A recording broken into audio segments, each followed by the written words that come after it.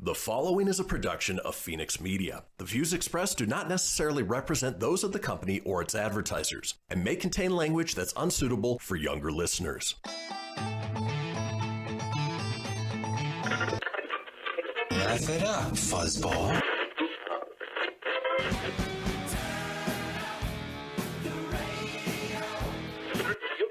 I'm about to do to you what Limp Bizkit did to music in the late 90s.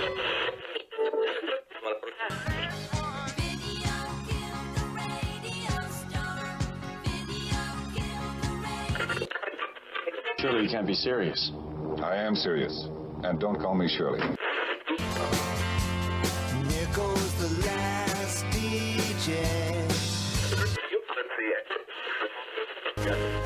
Gentlemen, I wash my hands of this weirdness.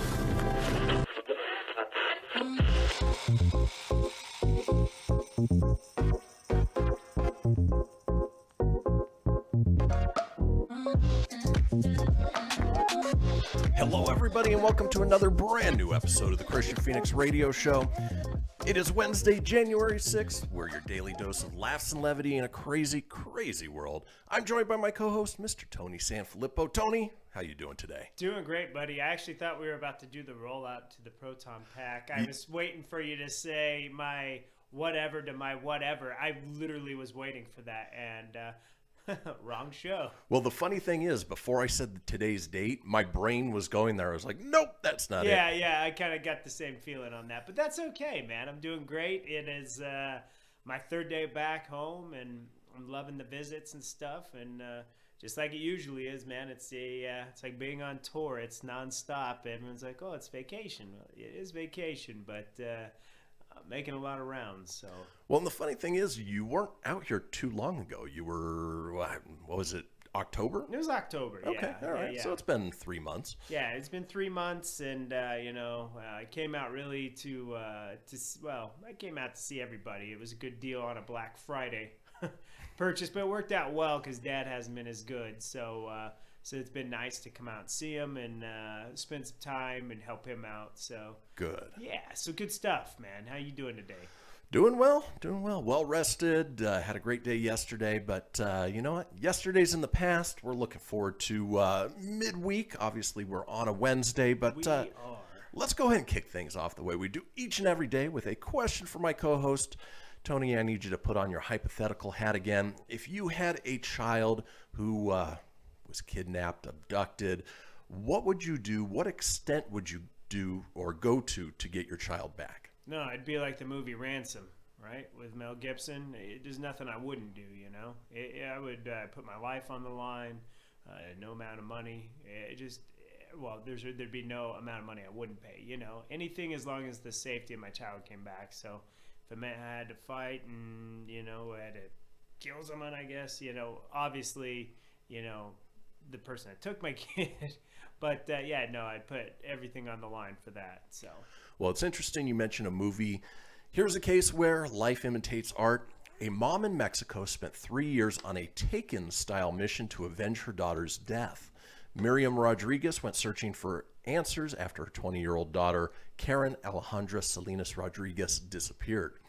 Karen's captor sent Miriam ransom demands in exchange for her to be released. However, the young woman was never returned safely. Instead, her body was discovered on an abandoned ranch in 2014.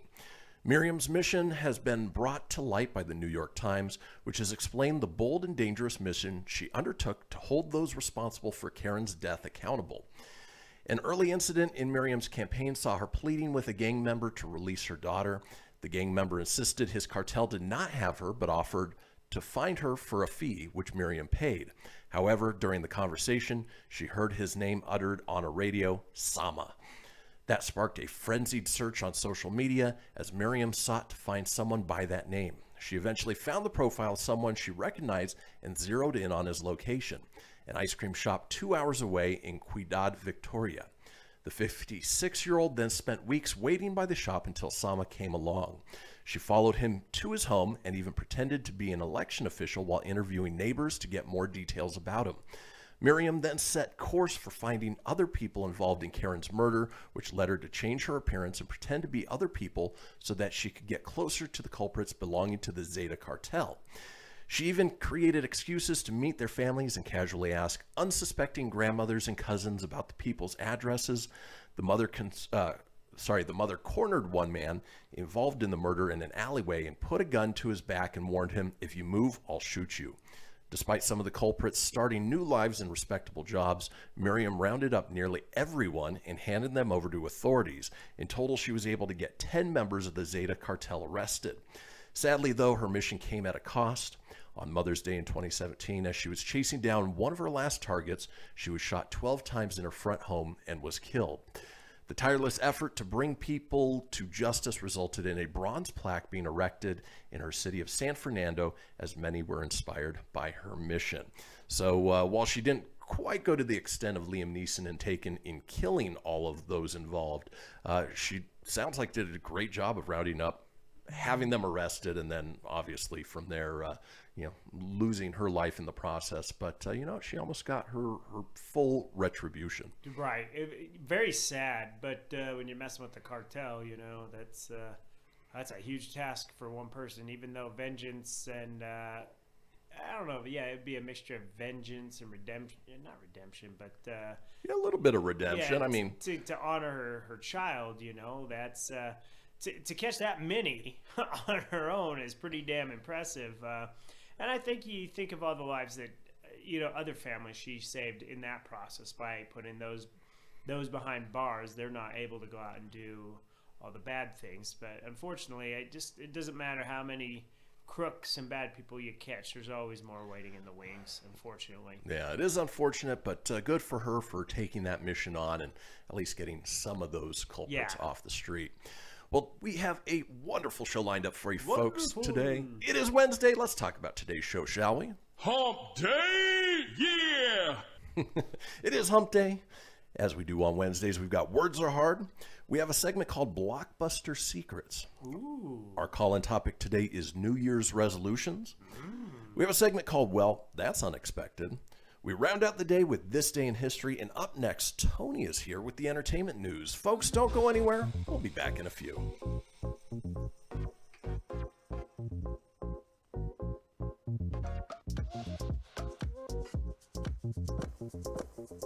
Welcome to Calvin's Barbershop. You all gotta see this. I don't even want to know what you're looking at on that phone. Well, you should. I was learning about the dangers of high blood pressure and that we need to get ours checked regularly. High blood pressure can increase the risk of heart attack or stroke, but this text program can help keep it at a healthy range. Just text Barbershop to 97779 to sign up. I'll get right on it as soon as I'm done with this baby panda video. Text Barbershop to 97779. A message from the American Heart Association and the Ad Council. It's important to plan ahead for emergencies, like the storm. When it kicked in, we had a plan. We were able to get in touch with each other in no time. How to find each other. The whole experience was fine. The most frightening 10 hours of my life. If there's one piece of advice I'd offer other moms out there, it's to stay calm and keep to the plan. Some parents plan ahead, some don't. Make sure you know where to find your family in an emergency. Start your plan at ready.gov. Brought to you by FEMA and the Ad Council. I spend a lot of time in the backyard, and I'm the center of attention at summer barbecues. In '96, I made some of the tastiest s'mores. And in '09, it was me, your backyard fire pit, that accidentally started a wildfire when a summer breeze carried one of my embers into some dry brush. Spark a change, not a wildfire. Visit SmokeyBear.com. Brought to you by the U.S. Forest Service, your state forester, and the Ad Council. Only you can prevent wildfires. Hope you enjoyed your meal. And I just want to say, he's lucky to have a brother like you. Lucky? Caring for my brother is far from easy. But he's a part of me, like my arms and legs, so I'll be his. No time for tired. Nothing can disable this love. He needs me, but I'm the lucky one, even though I need help now and then. If you're caring for a loved one, visit aarp.org/caregiving for care guides and community. Support for your strength. Brought to you by AARP and the Ad Council. What if I told you that a tornado was going to happen tomorrow, right where you live? That it would touch down at exactly 3:17 p.m., and I told you the exact path it would take. You would, of course, prepare. You would talk with your loved ones, and you'd make a plan today. It's true, I can't tell you a tornado will strike tomorrow, but shouldn't you have a plan anyway? Go to ready.gov/communicate and make your emergency plan today. Don't wait. Communicate. Brought to you by FEMA and the Ad Council. This is Mario Andretti. You know me as a race car driver, but I'm also a Meals on Wheels volunteer. I've raced against the sport's biggest personalities, but I've never met more vibrant, amazing people than the seniors served by Meals on Wheels. You can make a difference by dropping off a hot meal and saying a quick hello. So, America, let's do lunch. Volunteer your lunch break at americaletsdolunch.org. This message brought to you by Meals on Wheels America and the Ad Council. You're listening to Fenix Media. Listen live and explore more great shows at phoenixmedia.us.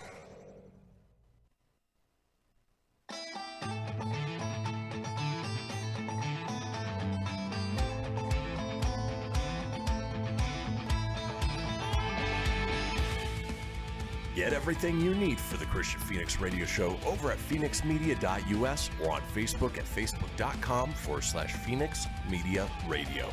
Now back to the show. And we are back, folks. This is the Kristian Fenix radio show. It is Wednesday, January 6th.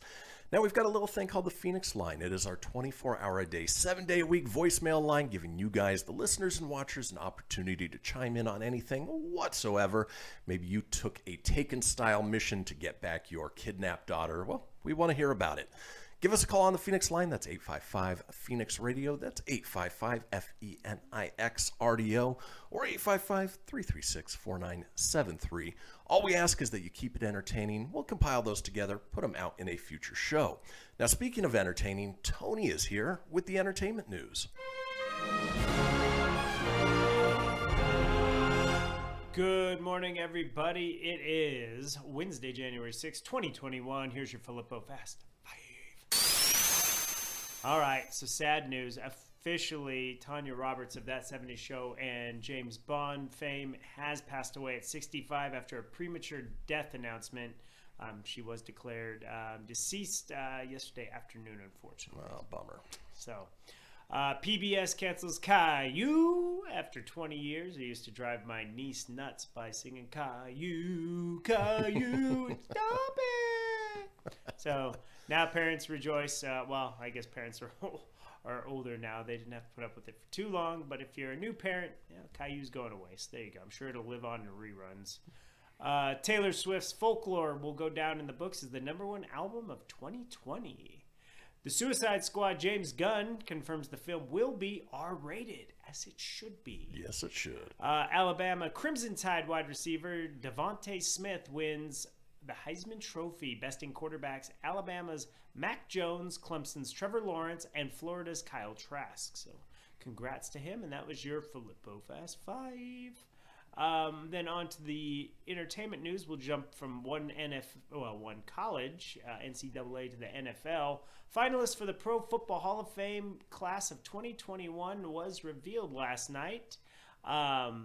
It looks like we have some big names in here. Jared Allen, defensive end. He played for the Chiefs, most notably the Vikings, the Chicago Bears, and closed out his career with the Carolina Panthers.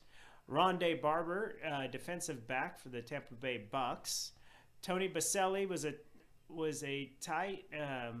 tackle for the Jacksonville Jaguars and the Houston Texans.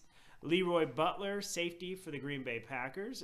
Alan Faneca for the Pittsburgh Steelers, the Jets, and the Cardinals. Torrey Holt, wide receiver for the St. Louis Rams and the Jacksonville Jaguars.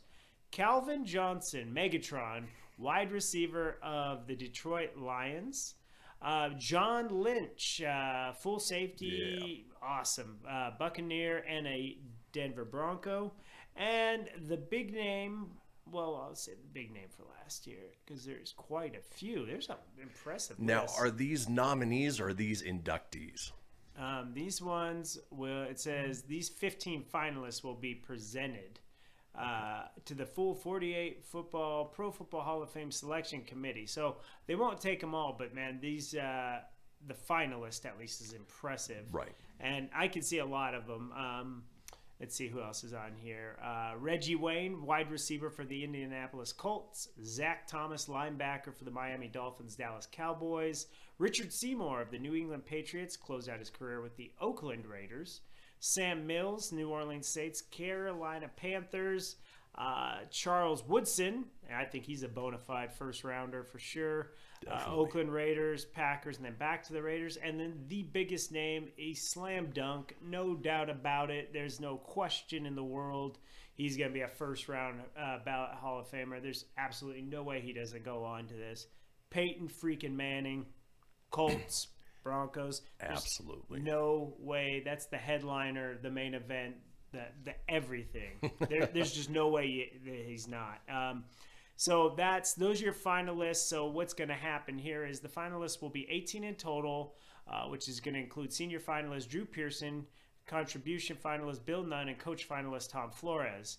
Though there is no set number for any class, the selection process bylaws provide that between 4 and 8 new members will be selected.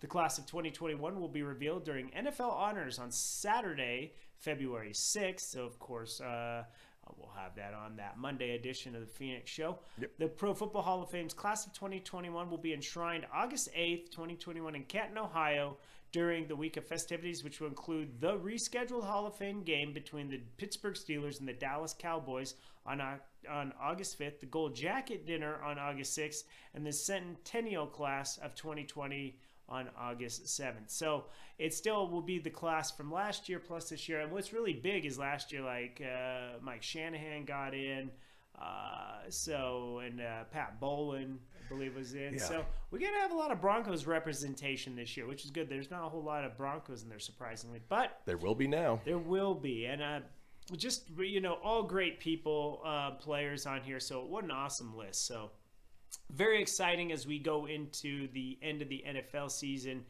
Once we get around the Super Bowl, then we'll know about that. So moving on from sports into more entertainment news, we got to report some sad news. But, there is some positive updates after, which is going to be good. So a little spoiler there. But Dr. Dre is in intensive care at Cedars-Sinai Medical Center in Los Angeles after suffering a brain aneurysm. Dre, who is 55 years old, reported he suffered the aneurysm on Monday and is now in the ICU. TMZ reports that Dre is unstable and lucid. Details of the condition are not known. The rapper and producer is going through a divorce from his estranged wife, Nicole Young, and is due for a hearing on Wednesday. That's not going to happen. Young filed for divorce in June 2020, citing irreconcilable differences. The couple married in 1996 and have 2 adult children together. As of 10 p.m. last night, LL Cool J gave an update on Dre's condition on Twitter, writing, "Dre is recovering nicely." At 11 p.m., Dre shared an update from the hospital on Instagram, writing, "Thanks to my family, friends, and fans for their interest and well wishes. I'm doing great and getting excellent care from my medical team. I will be out of the hospital and back soon. Shout out to all the great medical professionals at Cedars. One love." So fantastic update what could have been a really bad thing. And right. And aneurysms are no joke. I actually lost someone I knew just a couple of weeks ago. A young gal I used to work with at age 37, mom of 4. She passed away of a brain aneurysm, and And the thing with a brain aneurysm is, even if you survive it, there could be some cognitive, problems. And it sounds like Dr. Dre's in good spirits and has it all together. That's good, yeah. And, I'm sure he got top-notch care. But, fantastic news. Ending starts out sad, but we wish you well wishes, Dr. Dre from the Phoenix Show. In other news, we have Mr. Bean actor Rowan Atkinson looks forward to the end of the character. No offense, I didn't know Mr. Bean was still a thing. I didn't know he was still doing it either. But Mr. Bean actor has had enough of playing the silly, iconic character. Atkinson opened up about his tenure in a role during an interview with UK outlet Radio Times, where he also touched on cancel culture. It seems like it might also be a factor in the actor's exhaustion from pressure. In fact, Atkinson says he does not have much fun playing the character at all anymore, and he's ready to put this part of his career behind him. "I don't much enjoy playing him. The weight of the responsibility is not pleasant. I find it stressful and exhausting, and I look forward to the end of it." Mr. Bean's been around since 1990. He had a series that ran from 90 to 95. The character would go on to have a couple of movies, and an animated series is on the way. What? Yeah. Oh my God, who the hell cares? Right. Atkinson, the animated series and movies, the animated is a bit easier than the live action titles. Having an animated TV series, we're now in the foothills of developing an animated movie for Mr. Bean. It's easier to perform the character vocally than visually. No offense to Rowan Atkinson, like, good on him. I never found Mr. Bean to be enjoyable, and I know I have some friends, obviously, that watch the show that are fans of Mr. Bean. I don't find him to be all that. I watched him as a kid, and I was just like, that guy's kind of a geek.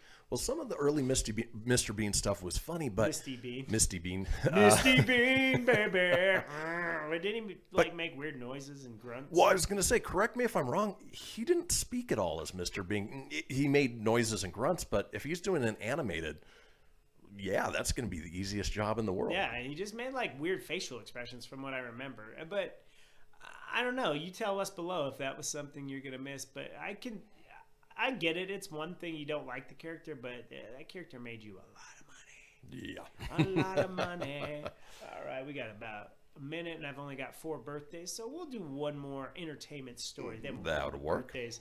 So we know Dexter's coming back. It's being revived on Showtime. Well, Clancy Brown, who just totally, by the look of this guy, he looks like a perfect fit for Dexter. Well, Clancy Brown, I don't know if you're familiar with him, but I've seen him. He's actually a huge voice actor. So he does everything. He does the voice of Mr. Krabs in SpongeBob SquarePants. Oh, well, Mr. Krabs is going to be Dexter's big villain. So, Ooh. Yeah, he's going to play Kurt Caldwell. Per the official description, Caldwell was born and raised in the town of Iron Lake. Yarr, SpongeBob! In fact, some consider him the unofficial mayor of their small town. He realized the American dream by going from driving big rigs, just like his father did, to now owning several trucks at a local truck stop. Powerful, generous, loved by everybody. He's a true man of the people. He's got your back. If he's got your back, consider yourself blessed. But should you cross Kurt or anyone that he cares for, God help you.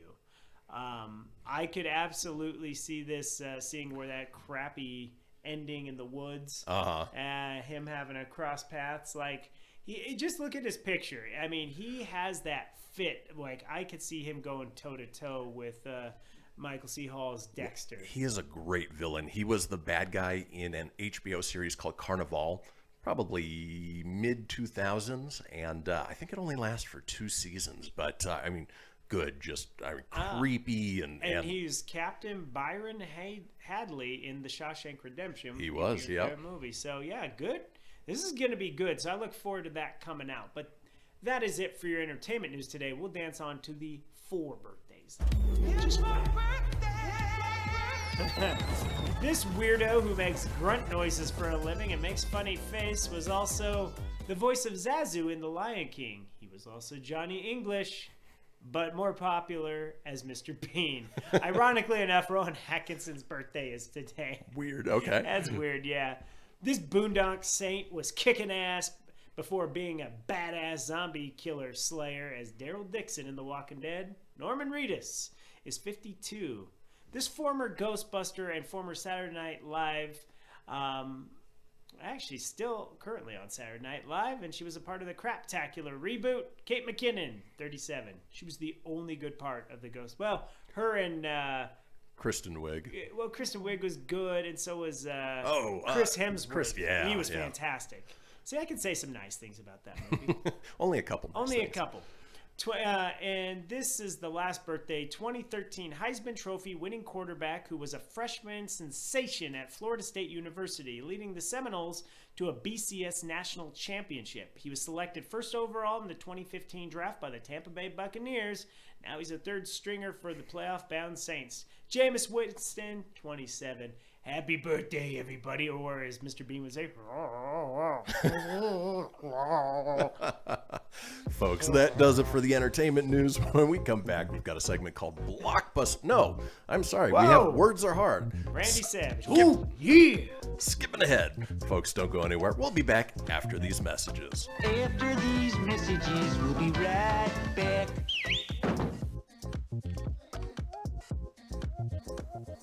Okay, what are you wearing right now? Nothing. That's right. So mommy's gonna teach you how to dress yourself. Underwear always comes first, name tag at the back, then pants, then shirt. Get the first button in the right hole or you have to start all over. Socks going first, then shoes, right on right, left on left. With shoelaces, just take the ends, cross them over, switch the loops, the rabbit goes down the hole, pull tight, and you're left with bunny ears. Got it? Why are your pants on your head? Most parenting is hard to do in just 2 minutes.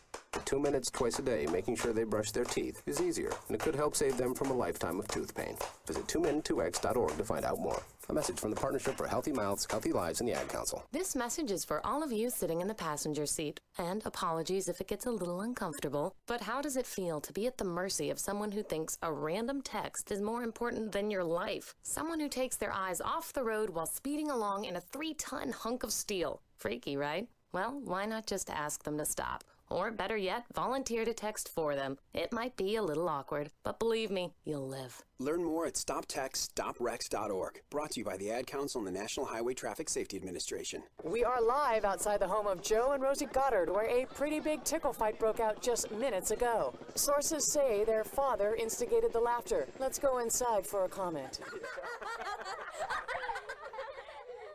Apparently, they have no comment. Dads, let this be a reminder that it only takes a moment to make a moment. Call 877-4DAD-411 or visit fatherhood.gov.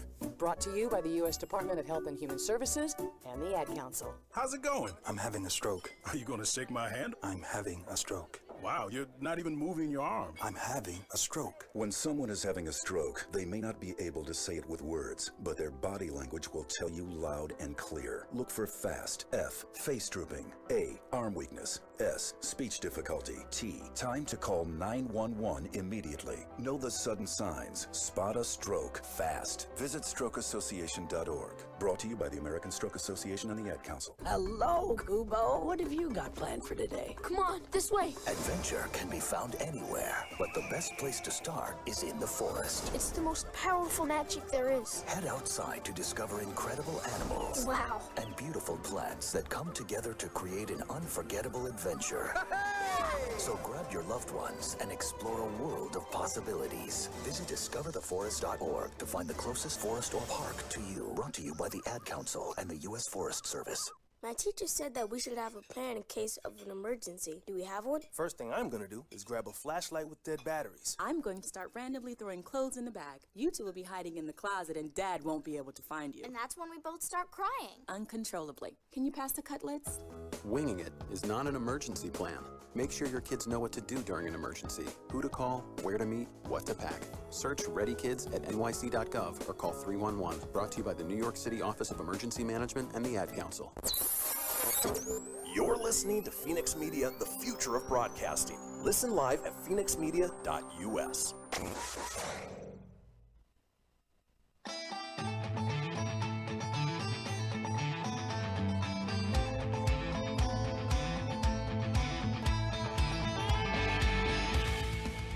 Get everything you need for the Kristian Fenix Radio Show over at phoenixmedia.us or on Facebook at facebook.com/Fenix Media Radio. Now back to the show. Indeed. This is the Kristian Fenix Radio Show. It is Wednesday, January 6th. Now we're all over social media with many of you watching us as we speak on YouTube Live or Facebook Live. Now, if you want to get a hold of us on social, you can. I'm available at facebook.com/Kristian Fenix Radio. That's Kristian with a K, Phoenix with an F, radio, of course, with an R, or on Instagram and Twitter at Fenix Media Radio. Tony's available at facebook.com/Tony.Sanfilippo. That's SANFILIPPO.94, or on Instagram at Tony.Sanfilippo81. Now it is Wednesday, and as we like to do on Wednesdays is explore the English language and some of the strange things to come out of it. It's time for Words Are Hard. It makes me laugh. It's even funnier in studio. Anytime a classic cartoon character drops a swear word, I'm always good with that. Absolutely. Now, I know we're about to get into that, but have you heard, I know I've asked you this before, but did you ever go listen to the Thundercats one where they screwed up and then he just lets it go? It was great. That's so awesome. Hearing these classic characters just drop F-bombs and so much fun. Bro, there's something just crazy fun about it. Well, in today's Words Are Hard, we're going to explore etymology. Etymology are the... Edamame? Edamame. Not quite. Even though you did have Chinese yesterday, close enough to No, I don't know jab. if that was Chinese, man. That was called the gurgly. It was food that gave you the gurgle murgles. Right. And in weird Tony jumble, that means a hurt stomach that gives you a lot of gasaronis. It just. Hey, not as bad as 7-Eleven taquitos. So. No, it's bad. Like I was trying to not sneak in the house. What am I, a freaking high school kid? Yeah, sneaking in the house last night. I'm trying to be all quiet, creeping up the stairs. Chris and his fiance Jessie are sleeping, creeping up. I'm like, whoa! Yeah. Just crop dust in the room. Oh, dude, but it was just, and it's so quiet. It's like echoey. Dogs all. Oh, man. But we digress. Gurgly murglies. We're not talking edamame. We're talking etymology, the beginning of words, how words came to be. But, it's weird. Every year, the dictionary adds new words that come into, the zeitgeist, I guess, would be the best word for it. Don't you use Whoa. That's like a boom mic. You hit your elbow. Kaboom. Ba-boom, ba-boom. It's a kaboom mic. Yeah. Try not to talk with my hands too much. So in any case, let's go ahead and start out with the first word, sarcasm, which Tony is I don't know what you're talking quite about. good at. Yeah. Well, if you've ever been torn apart by sarcastic comments, then you have experienced the origin of the word. It can be traced back to the Greek word for sarkeesian, which means to tear flesh. So when you're being sarcastic, you are figuratively tearing people's flesh, which, depending on how sarcastic you are, could be true. Some people just can't pull it off, though. What? And it's hard to be sarcastic in text, too, which I think emojis help quite a bit with. Emojis help really good because you can't decipher sometimes. Sometimes if somebody's just super sarcastic or such a smart ass, unless you know them and you get the vibe, it doesn't really work well. Yeah, and they confuse a lot of people when they do that because people think that they're being genuine and yeah. Well, let's move on with words are hard.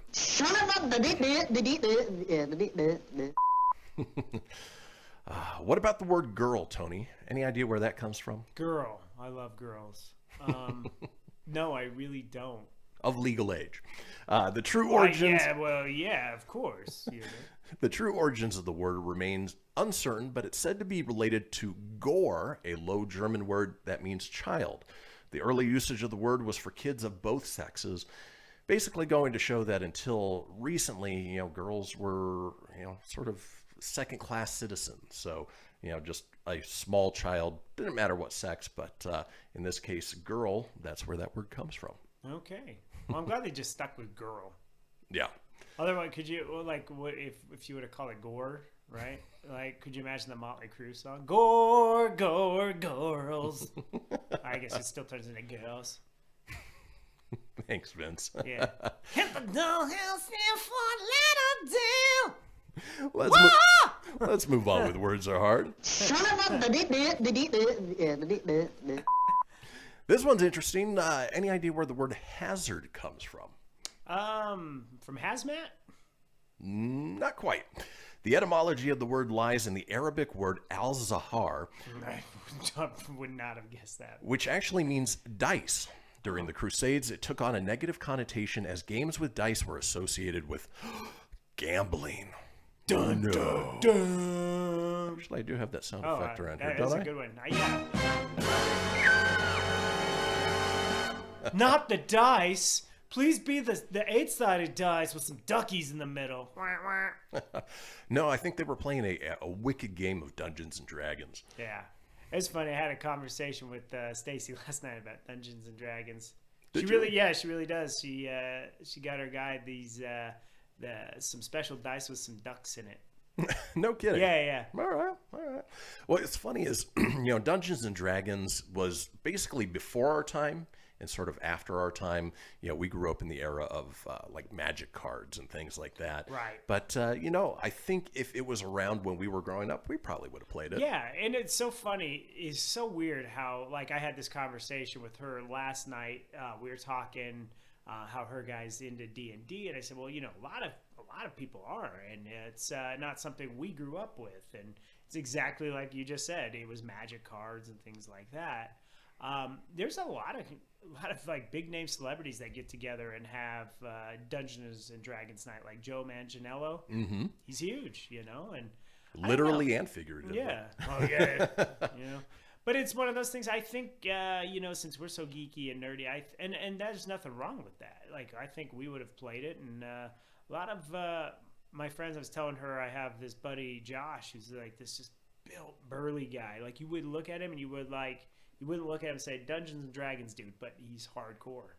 Well, it's funny because we grew up in an era where geeky and nerdy was not popular. No. Now it is. And of course, you know, obviously we're reaping the benefits of that with, you know, all the MCU and you know, we're seeing all the things we loved as a kid come to light in TV and movies and so on. Yeah, and you can see a lot of that stuff coming back nowadays. It's really neat, and it's strange, but it's awesome. It's fun. It's so many things. Like it makes me like wish I had a kid, you know, so where you got your boys and they get to see stuff that you grew up on, and it's just cool. Like even though I don't have kids but I have nephews, it's really cool to see things that like my mom used to tell me when I was younger, like, oh, when I was a kid, there's this, and I'm like, no, this is new. Like, it's exactly. New to me, but it is really cool. So. But we digress. We're talking geeky, nerdy stuff, and which, I love it. you know, we do a separate podcast called the Proton Pack, which you guys are more than welcome to check out. It is all about geeky, nerdy sort of stuff. But we are talking a different sort of geeky, nerdy. Edamame. Yeah, we're talking etymology. Etymology. How about the word disaster, Tony? Any idea where that comes from? Oh, somebody like they ate at King Buffet and then there was some magic in their pants that was left behind. Actually, you are dead on the nose. No, I'm just kidding. Yeah, there it goes. And for the record, that didn't happen to me. Like I just use that as a joke. Like somebody pooped their pants. They're like, wow, what a disaster. Well, the word disaster, so dis means bad and aster means star. The word comes from the Greeks who blamed unfavorable conditions on the stars and planetary movements. And speaking of King Buffet, did you have a planetary movement?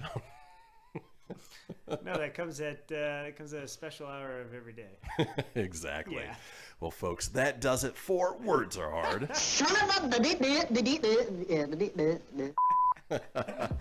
Folks, when we come back, now we've got the segment Blockbuster Secrets. Blockbuster, be kind, rewind. Don't go anywhere. We'll be right back.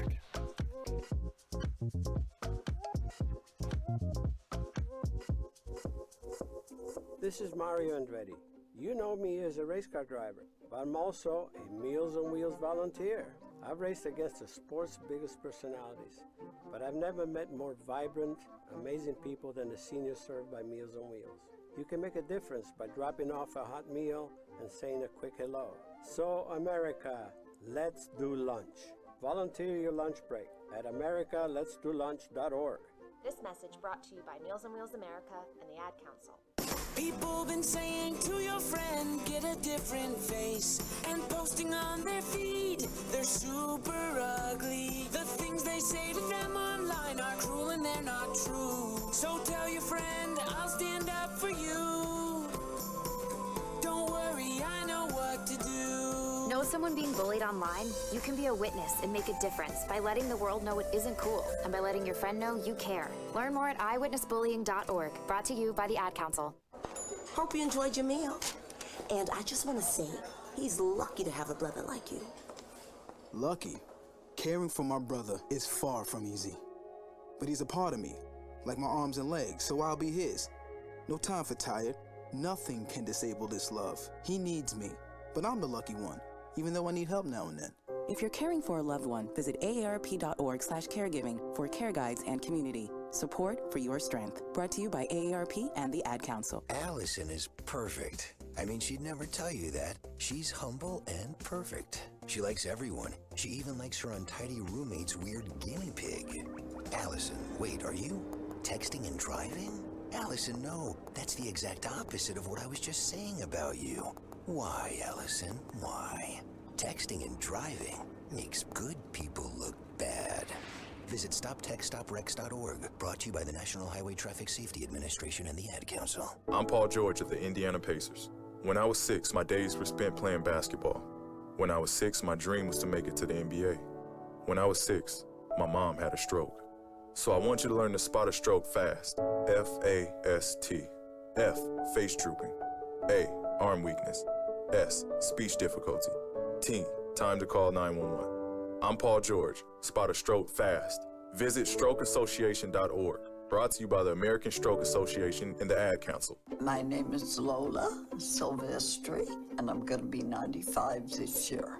I was very independent. I fell, and I had to have Meals on Wheels. America, let's do lunch.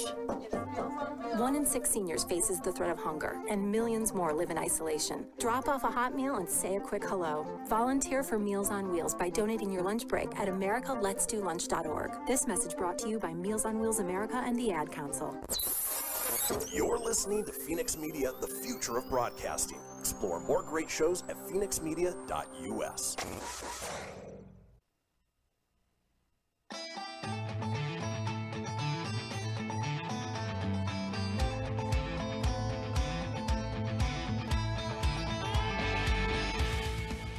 Get everything you need for the Kristian Fenix radio show over at phoenixmedia.us or on Facebook at facebook.com/Fenix Media Radio.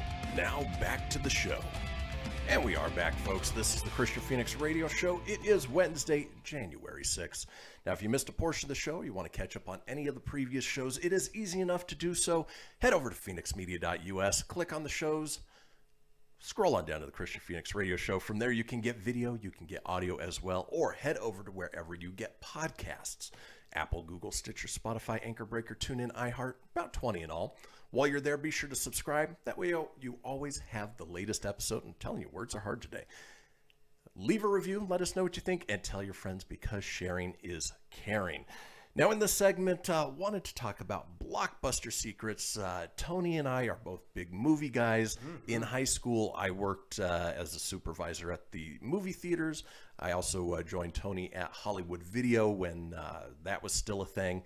And while neither of us actually worked at Blockbuster, we both did work at Hollywood Video, which is essentially the same thing. Essentially. And I got to work for mom and pop local Northern Nevada Video Maniacs. And Video Maniacs was fun, you know. But Video Maniacs, to this day, probably one of the best jobs I ever had. It was stupid fun. And I'm still friends with a handful of the crew to this day. Like, Video Maniacs was rad. Yeah, I mean, there's stories for days that come out of things that happened in back rooms, you know. yeah. But in any case, I'm going to be running down basically secrets from former Blockbuster employees. Ooh. Run them by Tony. I'm excited. Yeah, see how they relate to Video Maniacs or Hollywood Video. And, just sort of reminisce a little bit. So here we go. Let's go. I'm telling you, words are hard today. Words are hard. Tripping all over myself. But let's start with our first Blockbuster secret. All right. This from Star Gen 1 says, common fact, the movies were due at noon. You didn't actually get charged a fee until after 3 p.m. They did this to make sure folks didn't get charged just because the store was busy at lunch or someone forgot to check the box at noon. So as long as you were in by 2:30, you were fine. Yeah, Video Maniacs was pretty similar to that. If it was, you always said it was due by noon, but it was really if it just wasn't back that day. I think they had that. Hollywood, however, I'm not 100% sure. I remember. I think they were more sticklers on their. I think so too. Fees. Yeah, they were kind of. I think you had to really have it in by that time, or it legit was. I think what was it? I think it was the same charge as a rental. Like, I think Video Maniacs was just like $1 late fee. Mm-hmm. Whereas Hollywood, they just charge you for another day. They just charge you for another day for it. Yeah. And, if you happen to know the people who work there, maybe you were a cute girl and you needed a couple late fees to disappear. Well, we were the guys to help you with that. So. Yeah, I did that for many gals. Like, I used to wipe out late fees for like friends, and it's okay. I don't work for them anymore, so I really don't care. They don't exist. But yeah, I'd wipe out the fees, especially like being a high school kid. Like if you did that for like the cute girls, especially the popular ones. Oh man, they remembered who you were. Oh, totally. Let's move on with more Blockbuster Secrets. This from ZWood320, and actually I believe it's probably the source of where my useless knowledge of just pop culture comes from. Says there were always customers looking for a movie that they forgot the title of, but made you guess the movie based on their super vague descriptions of it. You know, it's the movie with the guy who was in that other thing and that girl, and they go to the place. You know the one I'm talking about, right? There was a dog in it too. Oh, it was John Wick. Yeah, that's it. You know, and got very good at guessing what people were trying to figure out. And like I said, I think that's probably where most of that ended up coming from. That makes sense. Not only that, but we would go to Denny's afterwards and do 6 degrees of separation between the most obscure actors we could find. And you can literally, that still works today, you can link any actor to the most obscure person. Like, you literally could say, okay, link me Hulk Hogan to... we'll say, you know, off the top of my head, but Chris Hemsworth, you know. And actually, we're going to do on Monday a trivia contest with our friends over at Saturday Morning Rewind. Tim Nidell, obviously good friend of the show. Hey guys, it's Tim. We miss you, Tim. That might be a good category to do, is give the other team 2 actors, and they have 6 degrees of separation to connect them. And we're workshopping things here live on the radio. But in any case, let's go ahead and move on with Blockbuster Secrets. Here's one that happened all the time. This from Movie J says, there were always people who returned the wrong VHS inside the box. Many times it would be a porn tape instead of some Disney classic. Hence the reason, always check the box before bringing it back in. Because if you checked it back in, put it on the shelf, and somebody wanted to... rent The Little Mermaid, got it home, popped it in. Well, they got something quite different. Well, in all fairness, the Little Mermaid case back in our day had a little special friend hiding in the castle. So, yeah, no, that did happen. And, you know, I'm sure this didn't happen as often at Blockbuster because they didn't have the adult rooms. Video Maniacs, did. And there was, I was just telling the story to someone the other day, ironically, but it was so gross. Sometimes you'd get a VHS tape back, and there was greasy handprints on there. Now, as a kid, you're like, "Why is it greasy? Like, why is there hand?" When you get older, you're like, "Oh, gotcha." Yeah, you kind of put together what was going on. Maybe not as an adult, but after working there for a while, I understood it why the older crowd got so mad. Well, that actually brings us to our next one. Right. This from Sailor Mars FTW says, I worked at Family Video that catered to the whole family, meaning we had a back room. Had quite a few elderly male customers who frequented that area. My favorite was a sweater vest wearing old man who came in nearly every day, checked out at least 2 videos, and always had hard candy for all of us on shift. I appreciated the gesture, but the moment he left the parking lot, that candy went into the trash, probably for good reason. Yeah, that was unfortunate. Like, with us having the back room, it brought out the grossest and weirdest people in the world. Like, I'm not saying if you watch it you're gross or anything like that. Like, no, people watch it. It's all good. But what I'm saying is, like, literally as my mom would call them, the perverts of the world would legit come out. And and when you're a girl, especially a young girl at a video store, guys are gross, with that, like the older crowd, they all think, hey, sweetie, it's like, it ain't cute. No. So I definitely relate to, I've seen that firsthand. Some sick people, man. Well, let's move on to something a little more wholesome.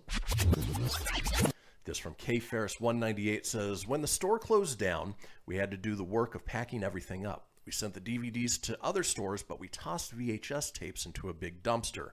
When my brother found that out, he went there at midnight and jumped in to grab as many as he could. And we had the privilege of working there when they did that transition from VHS to DVDs, and can very much relate to that. Yeah, absolutely. Well, we also, as good as I was there during the transition of Video Maniacs to Hollywood Video, and what happened was Hollywood had their own library. It's not like they took the existing Video Maniacs stuff, So when people would return their movies finally late, or they drop them off, you'd be getting Video Maniac movies, and at the end, it was one of those where management was like, well, if you got Video Maniac stuff, you guys can dibs whatever, because it's just gonna get tossed. And I'm talking video games too. Like they used to return video games from Video Maniacs after we were Hollywood, and it wasn't Hollywood's inventory, so we were allowed to free take those. So that was pretty cool. That's pretty neat. Dumpster tossing they didn't do at ours. I think it was they tried selling them, yeah, but they didn't move very fast after DVDs came out. No, that was tough. Yeah, we were in that transition where DVDs were like, oh my god. And I still have no hate for DVDs. I think DVDs they're fine, but now in the high definition world, I am a little on the snobby side with Blu-ray and stuff. And luckily they didn't take up as much space in your library. No, it was great that they were a disc. Yeah. And there was no more rewinding, because the rewinding, how annoying. No one rewinded their movies, and we had all these rewinding machines. You have to sit there every time you check in a movie, put it in the rewinder, put it down. Yeah. Speaking of rewinding, this from Marianne Anslow says, we kept notes on every customer's account. You'd give us your card, and there was your rental history and things we'd type about your visit if necessary. So if you came in begging to have a late fee dropped, we'd have notes on how many times we'd done this for you before, what excuse you used, and your demeanor. If you didn't do it too often, we were polite about it. We would usually help you out. Now, I don't remember if Hollywood Video had notes that you could put on there. It did. It wasn't. It was like Video Maniacs. They both had them. Hollywood was a little more strict, though. You couldn't actually. You had to get, if you wanted to delete a late fee, you always had to get like a manager or supervisor approval. You couldn't just do it. Whereas at Video Maniacs, you could just wipe it. It was no biggie. Luckily, I ended up being a manager at Hollywood Video, which I still to this day don't know why they promoted a kid to be a manager. He's in high school. Like it's a lot of responsibility, especially getting all your buddies hired and stuff. Right. But chaos and debauchery, man. It's fun. Cheap managers. That's really what absolutely, it was. Yeah. But yeah, there was one of those things. You would note the account, though. Exactly. Yeah. And then finally, it's not on the list here, but one of my favorite things that always happened was you would get the people who would accidentally leave the VHS in the car a little too long, and you got the weird warped ones, and they'd have to try to explain it away. Always so much fun to see those melted VHS tapes. I love the video stores. I wish they'd come back. They were great. Well, folks, that does it for the first hour. We still have plenty ahead with our second hour to come. Don't go anywhere. Enjoy the news. Take a potty break, and we'll see you guys in about 7 minutes. 7.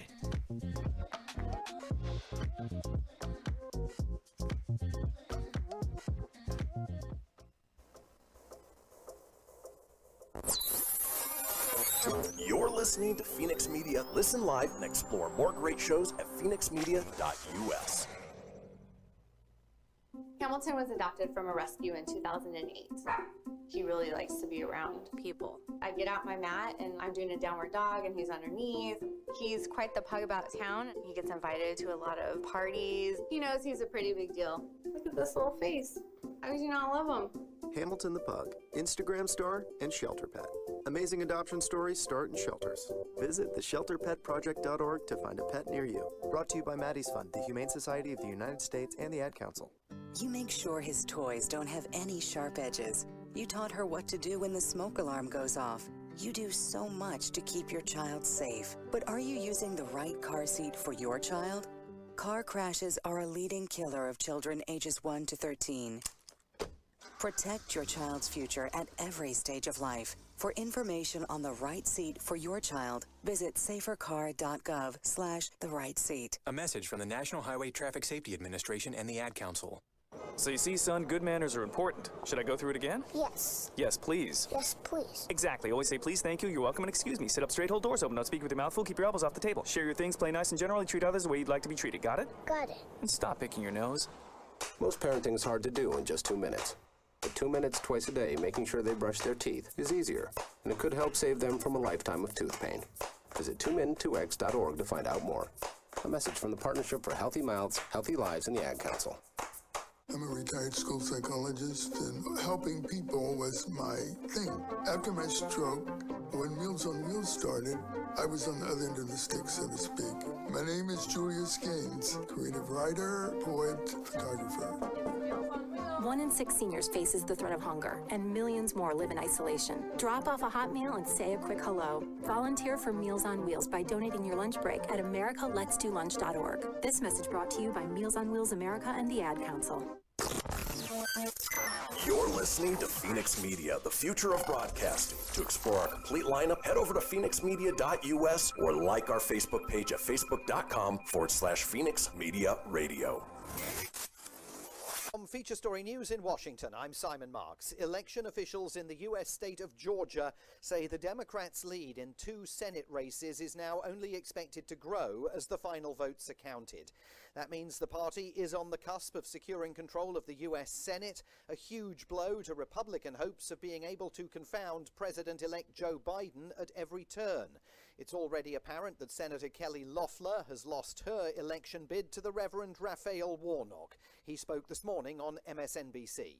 I can't tell you how honored I am that the people of my home state, where I was born and raised and educated at Morehouse College, have decided to send me to the United States Senate. It's a time when people are suffering in so many ways. As a pastor, you know, I'm used to walking alongside people at their high moments and their low moments, and it's the honor of my life that I get to represent the people of this very great state. In the other race, Democrat challenger Jon Ossoff is ahead of Senator David Perdue. Turnout data indicates that many rural Republicans stayed home, choosing not to participate in an election that President Trump falsely claimed was at risk of being rigged. In Washington, thousands of President Trump supporters are taking to the streets, urging Congress later today to block Joe Biden's presidential win. FSN's Nick Harper is with them. Here in the center of Washington, D.C., thousands of supporters are gathering for a day of protests. Many of them are carrying flags, some reading Trump 2020, others with slogans like Keep America Great Again. They're here to support the president in his efforts to overturn the election. Many of them, like the president, believing that Joe Biden fraudulently stole the election from them. Vice President Mike Pence is presiding over that joint session of Congress where a dozen Republican senators and more than 140 Republicans in the House of Representatives say they will lodge protests over the election results. There is no prospect for Joe Biden's victory to be overturned. The U.S. recorded a record number of COVID-19 deaths on Tuesday, 3,775. Hospitalizations also hit new record highs. The European Union has given the Moderna vaccine the green light for use. Along with the Pfizer-BioNTech shot, it's the second vaccine that can be used throughout the bloc. From FSN's Europe desk in Brussels, Lucy Hoff has more. This is a significant moment for Europe. This is the second vaccine to be authorised on the EU's portfolio, and it could make a huge difference. It is easier to transport than the Pfizer-BioNTech shot. The EU has ordered 160 million doses, and crucially, it doesn't need to be stored on dry ice. WikiLeaks founder Julian Assange has been denied bail by a British court. He'll continue to be held in custody pending an American appeal against the blocking of his extradition. From bureaus worldwide, this is FSN. Keyboard Cat, Hamilton the Pug, and Toast Meets World. These are some of the internet's most beloved pets, and they all have one thing in common. Their stories started in a shelter. Start your story. Adopt a dog or cat today. Visit theshelterpetproject.org to find a pet near you. Training that pet to play the keyboard, that's optional. Start a story. Adopt a shelter or rescue pet today. Brought to you by Maddie's Fund, the Humane Society of the United States, and the Ad Council.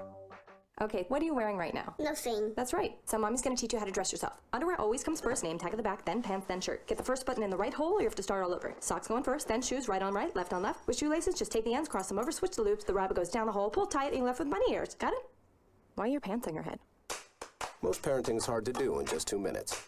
But 2 minutes twice a day making sure they brush their teeth is easier, and it could help save them from a lifetime of tooth pain. Visit 2min2x.org to find out more. A message from the Partnership for Healthy Mouths, Healthy Lives, and the Ad Council. How's it going? I'm having a stroke. Are you going to shake my hand? I'm having a stroke. Wow, you're not even moving your arm. I'm having a stroke. When someone is having a stroke, they may not be able to say it with words, but their body language will tell you loud and clear. Look for FAST. F, face drooping. A, arm weakness. S, speech difficulty. T, time to call 911 immediately. Know the sudden signs. Spot a stroke fast. Visit strokeassociation.org. Brought to you by the American Stroke Association and the Ad Council. The storks are bringing me a baby brother. We can do this together. All right, let's go. Storks know how to keep kids safe. Do you? What? Oh my gosh, you don't know.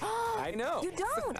Oh man, you laugh when you're uncomfortable. No. Making sure your child is in the right car seat is one of the steps to safer travel. I will rock this. You will rock this. To know for sure that your child is in the right car seat for their age and size, visit safercar.gov/the right seat. Cool.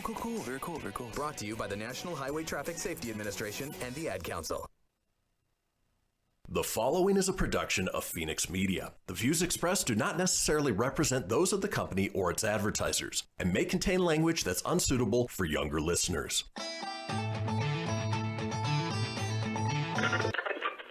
Laugh it up, fuzzball.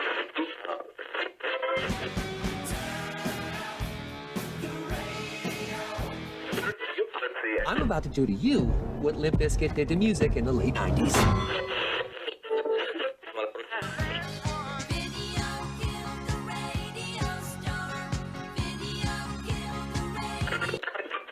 Surely you can't be serious. I am serious. And don't call me Shirley. Here goes the last DJ. Gentlemen, I wash my hands of this weirdness.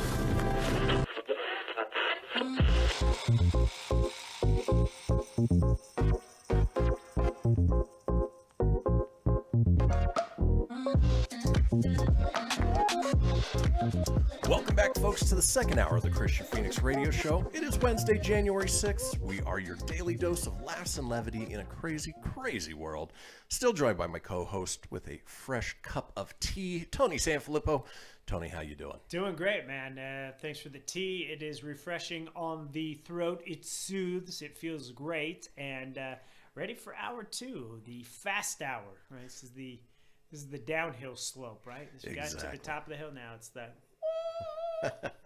Now, in yesterday's show, we did a retrospective of 2020. Didn't have any call-in topics or interactive portion of the show, but alas, we do today.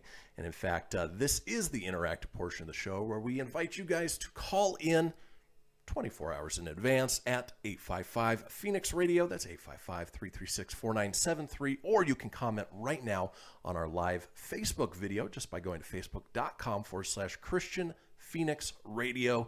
Click the live video, comment there in the comment section. Topic of the day, New Year's resolutions. Tony, New Year's resolutions, is it something you subscribe to? Is it something that you have planned out for 2021? Where do you stand on it? You just give yourself some personal goals. I mean, like, I'm not an addict, so I'm not hooked on like cigarettes, drugs, alcohol, anything like that. So I can't say, I'm going to drink less. And I'm already a guy that works out, so I can't say I'm going to work out. Yeah, you know? Where do you go from there? Yeah, no. And I don't mean to sound pretentious when I say any of that. Those are just things I don't do, or I do. You said do. Yeah, it's coming. I stepped into that one. Ooh. Oh, we're juveniles here. Poop. I pooped my pants.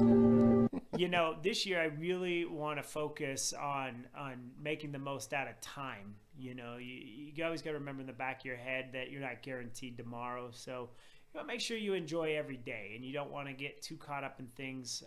One of my big goals is to let a lot of stuff go, like especially with work. While I love my job comes with a lot of stress sometimes, and I need to remember at the end of the day, do the best you can do, and just leave it out there, and then figure out where you want to go. So I just give myself goals, like what I want to do. Now, one big thing I want to get back to doing is the old traveling. Everyone always says, "Oh, you're on vacation. You're on vacation." Not really. Like, yeah, I go on vacations and trips, but everyone's like, again? Well, yeah. And I want to make sure I do that as much as possible this year. So one goal I give myself every year is new destinations. So very cool. Don't know where I'll go this year. Well, Well, and hopefully it'll be a little bit easier to travel.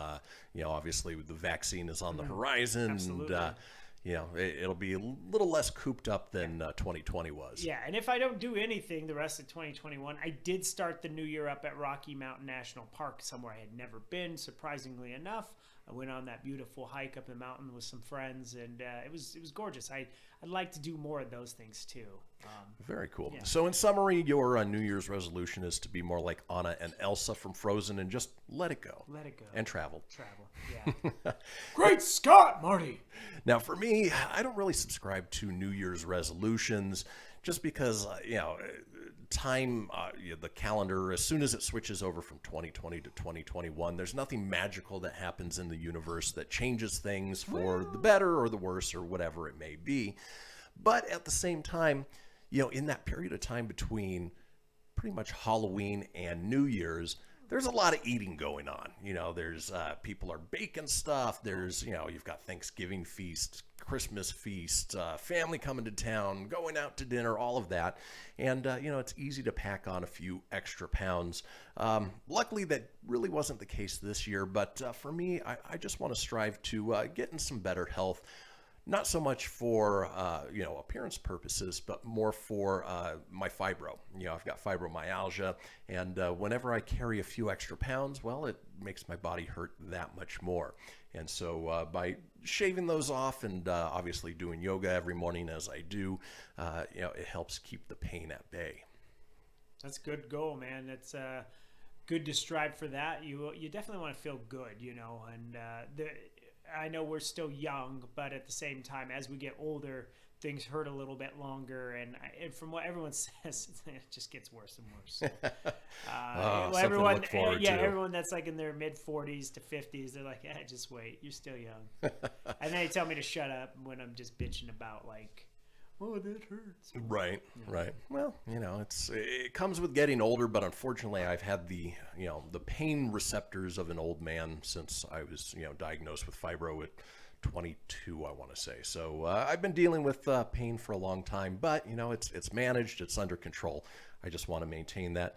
And then professionally, I want to see Fenix Media just explode. We're headed in the right direction. We got 6 shows under the banner right now, looking to add more advertisers, more sponsors, and really get Fenix Media to a point where it's breaking new ground, even more so than we're already doing, given the business model that's in place. Nobody else is really doing it. So exciting things ahead for Fenix Media, the Kristian Fenix radio show, but nonetheless, this is the point where we want to hear from you guys. Go ahead and head over to our Facebook page at facebook.com/Kristian Fenix Radio. Click into the live video, comment there with your New Year's resolutions, and when we come back, it is all about you guys. Don't go anywhere. We'll see you in a few.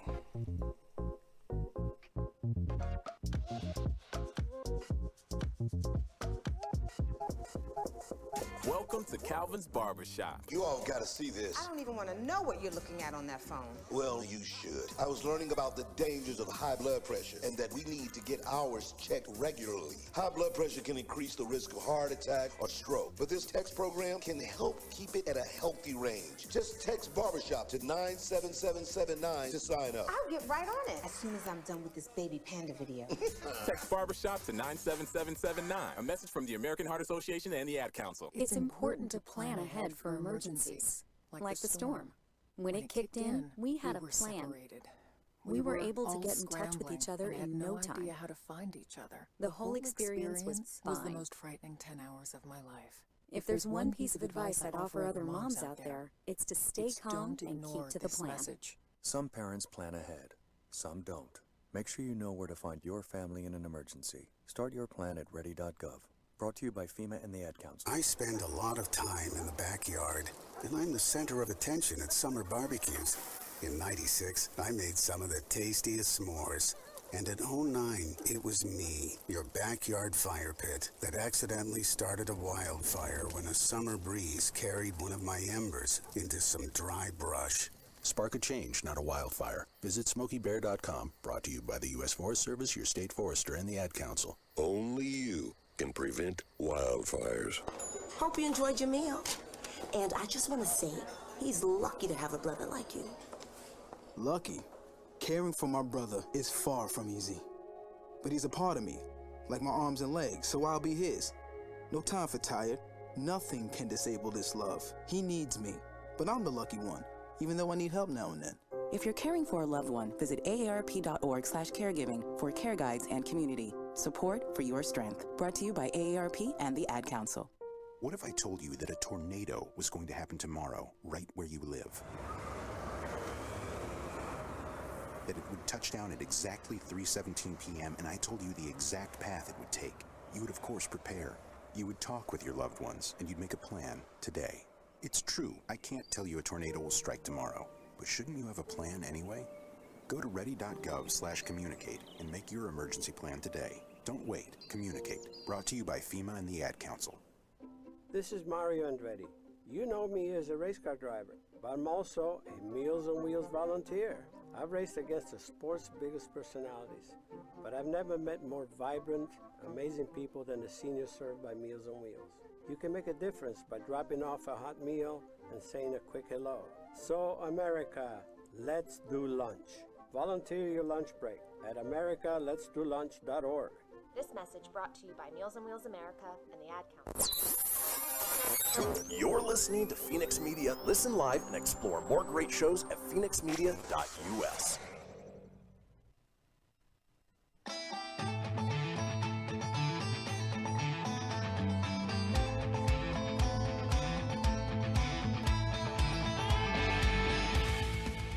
Get everything you need for the Kristian Fenix Radio Show over at phoenixmedia.us or on Facebook at facebook.com/Fenix Media Radio. Now back to the show. Indeed. This is the Kristian Fenix Radio Show. It is Wednesday, January 6th. We are smack dab in the middle of the interactive portion of the show where we want to hear from you guys about our topic of the day. Just head over to facebook.com/Kristian Fenix Radio. That's Kristian with a K, Phoenix with an F, radio, of course, with an R. Click into the live video and comment there with your New Year's resolutions. Now, Tony and I talked about ours before the break. But, of course, we want to hear from you guys. I know that Super Phoenix fan, Lacey chimed in. Tony, what did she have to say about her New Year's resolution? So, Lacey, all the way from Nebraska, hi. Thanks for tuning in. She has. She said Michael doesn't make resolutions. But his is just to spoil his wife. I like it. Yeah. I like it. Yeah, that's that. So Lacey's New Year's resolution is to make the most of the time that she has with her kids because they are kids. She wants to soak it in and enjoy Anders and Annabella, and she wants to make every moment count with Michael. I think that's great. That's exactly kind of how I feel with living life to the fullest, and you got to enjoy the moments. You might not have tomorrow, but especially, I'm not a father, but having watched my friends have kids and being an uncle, they grow fast. Oh my God, they grow so fast. That's not even like a thing, right? Like everyone's like, oh, well, it goes fast. But I mean, I still feel like yesterday, my nephews, Eric and Cullen, were just little kids. And now they tower over Uncle Tone. And, Eric's 18, Cullen's, 15. It's crazy to me. They're both in high school. It's nuts. No, it's funny that you say that because, I had the boys up over the winter break and, I'm 6 foot. I'm not used to a lot of people towering over me. But Corbin, my oldest, who's 11, is only about 6 inches shorter than me at this point. And by the time he gets to be 15, 16, he will be taller than me, and that's going to be just a weird feeling. No, absolutely. I mean, I can't relate because everybody passes me up at some point. Like, I'm used to the kids passing me up. I can only imagine where What, you're not 7'1"? Yeah, I can't imagine stacking up next to Corbin. Like, it's crazy. So, yeah. You got to make those count. So, great resolution, Lacey. And as always, thank you so much for chiming in and giving us your input. We always love having you guys watch, listen, support. So, thank you very much. And Happy New Year to you guys. Happy New Year. Now, I'm going to run down some of the more ridiculous New Year's resolutions that people may or may not have. But feel free to chime in at any point with your New Year's resolution, again, on the comment section of our live video.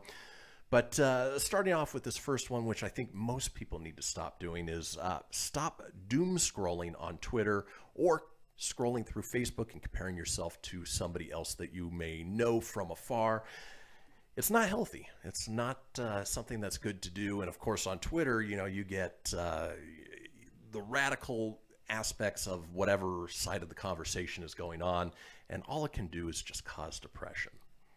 Yeah, that's the thing. You got to remember, like, just because people post stuff on social media, Twitter, Facebook, Instagram, just because they're sharing some, like, maybe happy points in their life, or their self success, whether it's a weight loss goal or whatever it may be, like, that's their life. You celebrate your stuff and share, because just because they post a lot of great things doesn't mean that they're not struggling and they have things that they're not proud of and disappointed in, because it does create, it makes you feel bad, down, like, oh, well, they have everything, they have that. Right. It's like, well, you don't know really, just because they posted up there, that's the positive. They're just sharing the positive stuff, And that's exactly it. From the outside looking in, things can look wonderful and great and happy, but behind closed doors, maybe not quite the case. Now, with this next one, kind of goes back to what most people's New Year's resolutions are. Join the gym, lose weight, feel better. Well, this one actually sort of takes the opposite side of that same coin. It says, live my best life and buy only pants with no buttons or zippers. So leggings, sweatpants, obviously, being happy with who you are and happy within your own body. Now, that doesn't mean that, it's not good to go out and get healthy and do something good for your body, but at the same time, don't make it identify you. Right. It's one of those things you just, again, it's great to have those, but the obsessions and all that stuff, that's just not great. So. Speaking of which, this goes right along those lines, which a lot of people do. It says, go vegan for 6 months and inevitably give up, because that's just not maintainable. I mean, there are people out there who are staunch vegans. Good for you, but at the same time, for most of us, it's not a realistic goal. No, absolutely. And this is not taking a dig at anybody, but there was a gal I dated, and that was her big resolution. I'm proud of her. She stuck with it the whole year, but she was very much like, I'm not going to eat meat this year. And she went the whole year and didn't eat meat. I mean, she had a couple of occasions where she was okay, like if it was a vacation, she went to somebody's house and they made it, whatever. But that was one of the things. Inevitably, she just went back to meat anyways, and that was the thing. And, yeah.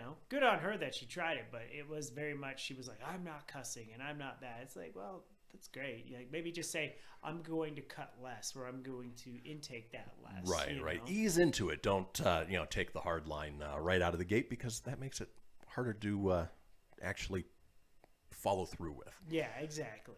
Now, here's one that is perfect coming out of 2020. Relearn social cues after a year at home. I think a lot of people need to do that, because it is strange going out into the world amongst people where, I don't think I've worn normal pants on a regular basis for quite a while. I obviously look nice from the top up, but, I wear my sweatpants, and now I find myself going out in my sweatpants, which I would never do before. Probably not the best in social cues, but, as society returns back to normal, hopefully everybody's social cues do as well. Yeah, and one of the big things, too, is it's all just being, most people are working from home, they're doing the Zoom calls and things like that. Like, it's just whatever makes you comfortable. You want to look somewhat presentable at the same time, but, it's okay, like, working at Costco, you obviously can't do the sweatpants gig. Right. But, for the radio show, it ain't bad. It ain't a bad thing, that's Exactly. for sure. Here's one that falls into what you were talking about. Take more days off. You know what? Obviously working Don't mind if I do. Yeah. When you do work from home, it's been nice. You don't have to go into the office every day. But I find that, my fiance, who has been working from home, ends up working more hours than when she's actually out and doing things for her business.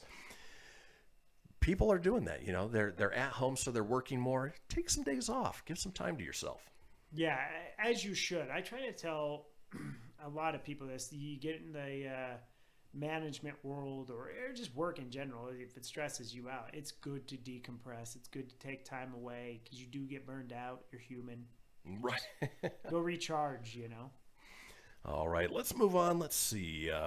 Boy, there's a lot on here, but not some great ones. Here's a funny one. Come to terms with the fact that John Mayer is in his 40s.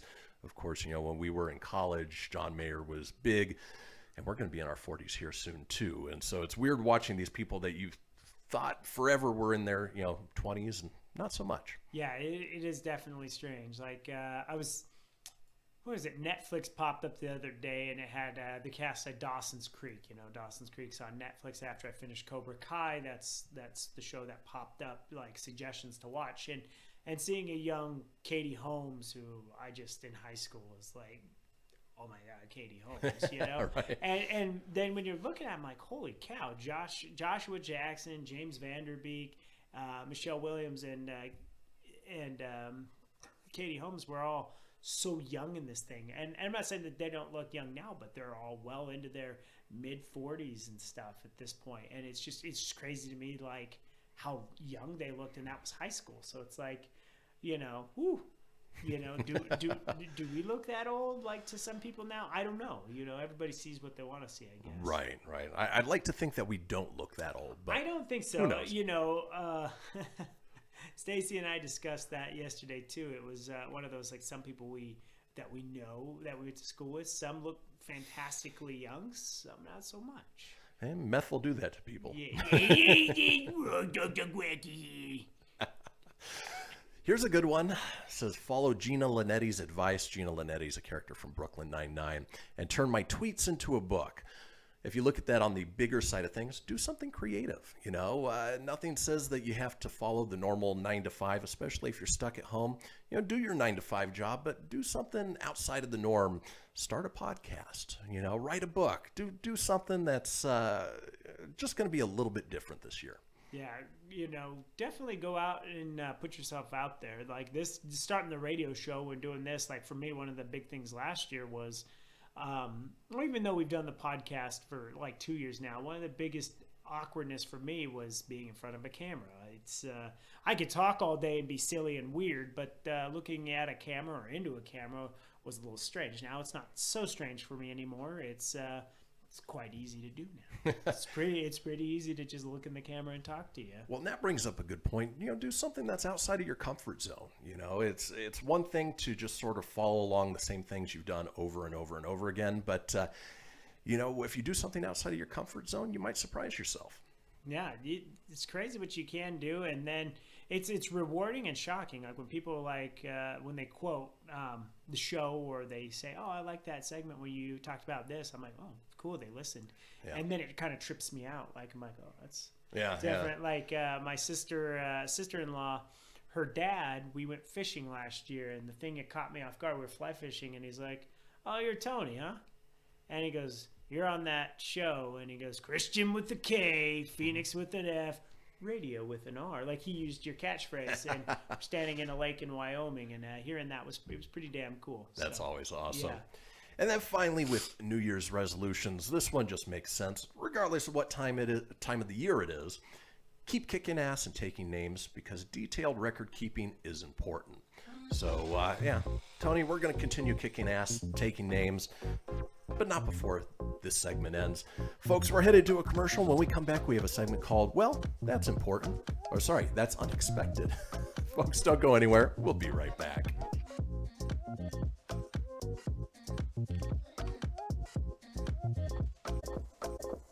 Okay, what are you wearing right now? Nothing. That's right. So mommy's gonna teach you how to dress yourself. Underwear always comes first, name tag at the back, then pants, then shirt. Get the first button in the right hole, or you have to start all over. Socks going first, then shoes, right on right, left on left. With shoelaces, just take the ends, cross them over, switch the loops, the rabbit goes down the hole, pull tight, and you're left with bunny ears. Got it?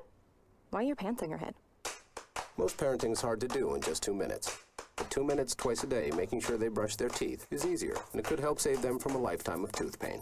Visit 2min2x.org to find out more. A message from the Partnership for Healthy Mouths, Healthy Lives, and the Ad Council. This message is for all of you sitting in the passenger seat. And apologies if it gets a little uncomfortable, but how does it feel to be at the mercy of someone who thinks a random text is more important than your life? Someone who takes their eyes off the road while speeding along in a 3-ton hunk of steel. Freaky, right? Well, why not just ask them to stop? Or better yet, volunteer to text for them. It might be a little awkward, but believe me, you'll live. Learn more at StopTextStopWrecks.org. Brought to you by the Ad Council and the National Highway Traffic Safety Administration. We are live outside the home of Joe and Rosie Goddard, where a pretty big tickle fight broke out just minutes ago. Sources say their father instigated the laughter. Let's go inside for a comment. Apparently, they have no comment. Dads, let this be a reminder that it only takes a moment to make a moment. Call 877-4DAD-411 or visit fatherhood.gov. Brought to you by the U.S. Department of Health and Human Services and the Ad Council. How's it going? I'm having a stroke. Are you going to shake my hand? I'm having a stroke. Wow, you're not even moving your arm. I'm having a stroke. When someone is having a stroke, they may not be able to say it with words, but their body language will tell you loud and clear. Look for FAST. F, face drooping. A, arm weakness. S, speech difficulty. T, time to call 911 immediately. Know the sudden signs. Spot a stroke fast. Visit strokeassociation.org. Brought to you by the American Stroke Association and the Ad Council. Hello, Kubo. What have you got planned for today? Come on, this way. Adventure can be found anywhere, but the best place to start is in the forest. It's the most powerful magic there is. Head outside to discover incredible animals. Wow. And beautiful plants that come together to create an unforgettable adventure. So grab your loved ones and explore a world of possibilities. Visit discovertheforest.org to find the closest forest or park to you. Brought to you by the Ad Council and the U.S. Forest Service. My teacher said that we should have a plan in case of an emergency. Do we have one? First thing I'm gonna do is grab a flashlight with dead batteries. I'm going to start randomly throwing clothes in the bag. You two will be hiding in the closet and Dad won't be able to find you. And that's when we both start crying. Uncontrollably. Can you pass the cutlets? Winging it is not an emergency plan. Make sure your kids know what to do during an emergency, who to call, where to meet, what to pack. Search Ready Kids at nyc.gov or call 311. Brought to you by the New York City Office of Emergency Management and the Ad Council. You're listening to Fenix Media, the future of broadcasting. Listen live at phoenixmedia.us.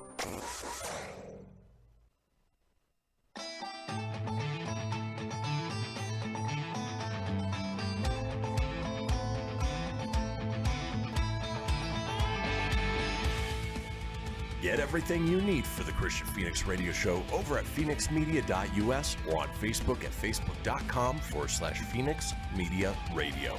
Now back to the show. And we are back, folks. This is the Kristian Fenix radio show. It is Wednesday, January 6th. Now, we talk about it a couple times each show. It is the Fenix Line, our 24-hour-a-day, 7-day-a-week voicemail line, giving you guys the opportunity to chime in on anything whatsoever, including our call-in topics of the day. Tomorrow's call-in topic is Zoom horror stories. Could be Zoom, could be Skype, could be whatever your video conferencing platform of choice is. But we all have, if we use it, those little horror stories, weird things that have happened, and we would love for you to share. Now, the Fenix line is 855-FENIX-RADIO. That's 855-FENIX-RDO or 855-336-4973 for the alphanumerically impaired. You know how it works. It's a voicemail. You leave a message after the beep. No human interaction at all. All we ask is that you keep it entertaining. We'll compile those together and put them out in a future show.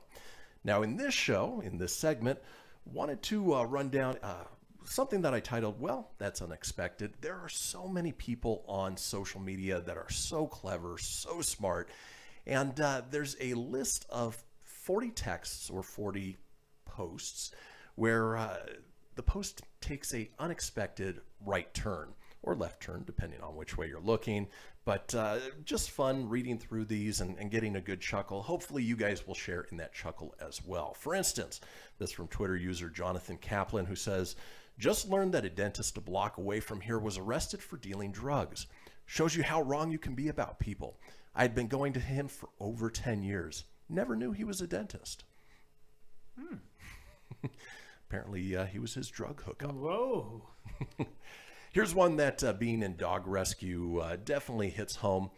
This from Twitter user Andy Matthews says, oh, so when other people call their pets fur babies, it's fine. But when I call a kid a skin dog, somehow I'm disgusting and the worst pediatrician in this hospital. I'm going to start calling my kids skin dog. Yo, skin dog, get over here. What are you talking about, Dad? You're a weirdo. It's true. People call fur, their dogs fur They babies. do. So They why really not? do, yeah. That's my kid. That's my little fur baby. Oh, speaking of dogs, this from Twitter user Alec says, this guy got on the bus and just stared at me and Lou LaBelle on my lap for a solid 30 seconds, then goes, "Are you allowed to have dogs on the bus?" And I just shrugged. Then he pulls a chihuahua out of nowhere. Well, it had to be somewhere, but... Was it like, like in New York where they have the big jackets? They're like, "Hey, I got this, I got that. Oh, you want a chihuahua? His name is Woofers. And Woofers is, he's my emotional support dog." You want a chihuahua? You want a Shar-Pei? I'll bite you, though. I got a Doberman. All right, let's move on with, well, that's unexpected. This from Twitter user Joe Heenan says, 10 years ago today, I married my best friend. My wife's still really angry about it, but me and Dave were drunk and thought it was funny. Tony, I know what we're doing after the show. Oh, yeah, Bubba. This one goes into the category of wonderful advertising. Again, people who are so smart. And especially this time of year, we were just talking about New Year's resolutions, where you have the side-by-side body photos. And of course, you've got one with a picture of a guy who's frumpy and a little overweight. And then right next to it is the picture of the same guy who's ripped. At the top, it says, no pills, no exercise. In only 1 month, you can do it too. Of course, at the bottom, it reveals what it actually is. Photoshop courses, the best tool to change your body. Oh, yeah. Brilliant. In the world of filters, I don't know if you have to Photoshop as much anymore, but you never know. Right. Well, the filters do it for you in real time, which can be Yeah. kind of scary. And of course, we know a few. yeah. And if you're on the dating apps, it can be Oh, quite dude, deceiving. it's terrible. In the dating world anymore, that's what it is. Like, you have to do meetups because you just don't know. Exactly. Moving on, that's unexpected. This from Twitter user Flanny or Flawny. My nephew just said to me, is wind made from birds flapping their wings? He's so adorable, isn't he? Wrong. My nephew is 24 and addicted to heroin. Whoa. Hey, well, that was a valid question, especially if you are in that state of mind. Yeah. Yikes, that took a dark turn. That was definitely, legit, that was unexpected. Speaking of dark turns. All right. Giggity-goo! This next one, if you do have little kids listening, I would recommend earmuffs or just skipping ahead about 30 seconds. Earmuffs! Earmuffs! 10-year-old girl asks her mom, "Mom, how was I born?" The mother smiles and replies, "Once upon a time, me and your daddy had a wonderful time, so we decided to plant a little seed. Daddy put it in the earth, and I took very good care of it every single day. After a while, the seed started to grow more and more leaves, and in a few months, the seed turned into a beautiful plant, beautiful and healthy plant. So we took the plant, dried it, smoked it, and then we got so high that we effed without a condom." That was unexpected! That's what we're exploring right now. Well, that was unexpected. When you plant the seeds in the earth, the baby is born. Baby is born. Let's move on to something a little more wholesome. This from Twitter user Pakalu Papito. That's a hell of a name. Yeah, that was insanely. And of course, we've all been in this position before. Says, don't you hate it when you offer help and the other person says yes? Sometimes you do it out of pure common courtesy, knowing that the people are like, no, I'm good, I'm fine. But every once in a while, they're like, yeah, I could get some help with that. You're like, oh, damn it. All right, moving on. That one was dumb. Let's do this one, which I think happened for a lot of people in the gay community. And of course, we don't judge whatsoever. But it says, a Twitter user Elijah Daniel says, being gay isn't a choice. I was straight until 2005 when I was forced into homosexuality by Chris Evans wearing just a towel in Fantastic Four. I gotta say, Chris Evans is a good-looking dude, so I could see where that would happen. Yeah, absolutely. Let's move on with, well, that's unexpected.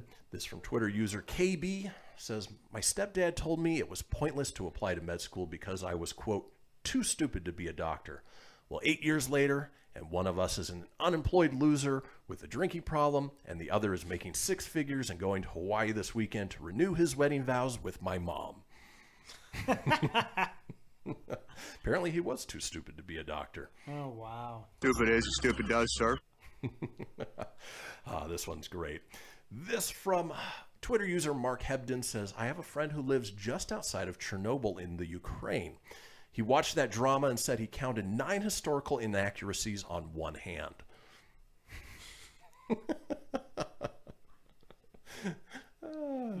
What was the fish in Simpsons? Blinky? Blinky, yeah. The three-eyed fish there from all the power plant being right there. Yeah. A little Chernobyl action. All right, let's move on with, well, that's unexpected. This from Twitter user Saint Jasiel says, I remember when I was a kid, I could go to the store with $1 and come home with 3 bags of chips, 2 candy bars, 6 packs of Starburst, and a cold drink. Nowadays, they got cameras everywhere. He wasn't quite paying for them. So. Right. All right. This from Dustin Couch says... Dustin Couch? What a name. There's dust in the couch. Dustin Couch. Doctor, you need to eat healthy. Me? No. Doctor, the last patient who didn't change their diet after I suggested it died. Me? Oh my goodness. Doctor, in a plane crash. Me? Well, that sounds unrelated. Doctor, I'm the one that crashed it. Do not disobey me. Hey. Yowzas. Listen to your doctor's orders. Yeah, that's what they say. Wow. All right. Here's one from Mr. Dave Gibson on Twitter. Says, in high school, I was placed in the English bottom class where a teacher said to my face I'd never make it as a writer. Today, 25 years later, after uncountable knockbacks from almost every publisher, I'm ecstatic to finally be able to announce that my teacher has died. Hashtag never give up. Here's one that is an exchange between a online therapist and somebody on a chat. And so the person says, I hate my effing life. Therapist says, no, you don't. You hate your life right now. Person replies, I'm 22, work in fast food, and will probably never do anything better. My coworkers make fun of me all day. Therapist replies, learn the ways of the honey badger. To which the person replies, and if I told my boss, he would probably cut my already S pay. Therapist says, well, that's illegal. The person says, because he's a cheap bastard. My only friend is mentally challenged. Therapist, well, that makes you a wonderful friend. The person replies back, and all we ever do together is stupid S. I can't leave my hometown because I never learned how to drive. Plus, every time I try, I fail my driver's test. The therapist, driver's ed, bro. Stuff works. Person replies back, and you know what the worst part is? To which the therapist replies, you're so lost in your self-pity you can't accept when anything good happens to you. To which the person replies, well, no, I live in a pineapple under the sea. The therapist replies, God damn it. Everything he described was the life of SpongeBob SquarePants. So, yeah, it's Mr. Krabs here. I'm coming after Dexter, SpongeBob.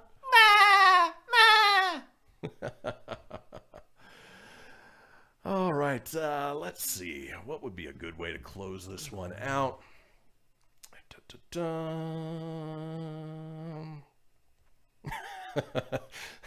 I don't think there's any better way to close this one out.